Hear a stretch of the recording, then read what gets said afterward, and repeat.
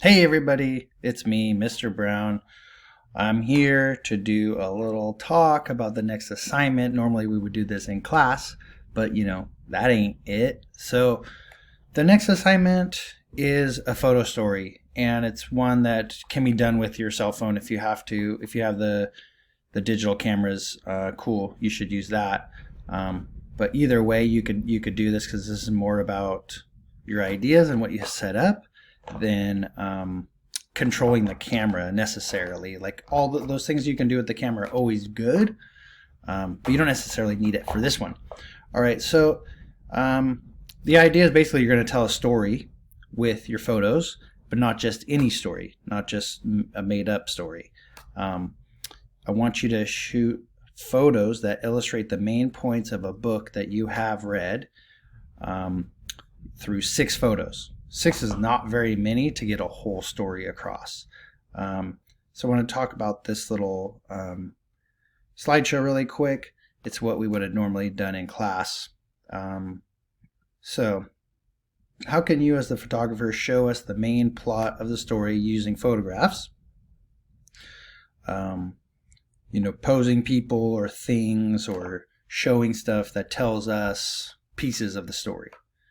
What is the main emotion or key point you were showing? I'm going to talk about it a couple times, but if you look at this picture, we don't actually see the people, their faces. We see their hands and their legs and stuff. But there's definitely a story going on in this picture. Or kids being sad, How easily can we tell what you're trying to show? Do you need people in the pictures at all? You probably don't for all of them. One key thing is that if you have a person's face in the picture, we tend to really focus on that person's face. If there's a way you can eliminate that, this one it's just like the person's face is turned around. That's a good thing to try and do. It really takes the face out of it, puts us more into like what else is happening in this picture. Sure. I don't know. If you're going to use props, try to use them effectively so that we, maybe on a blank background or something, or a close-up or shallow depth of field so the background is blurry, something that makes it so that we really focus on the thing and not just like a picture of your little brother or sister holding a mop. And we're like, okay, what does the mop have to do? I don't understand. So there should be important parts from the story. Your job: choose a story you read in school, hopefully. Research and write at least 10 key points from the story. So you just write them out. Jack gets on the Titanic. Jack meets Rose. Jack and Rose, he draws her like one of his French girls, whatever. All that stuff. Just write them out.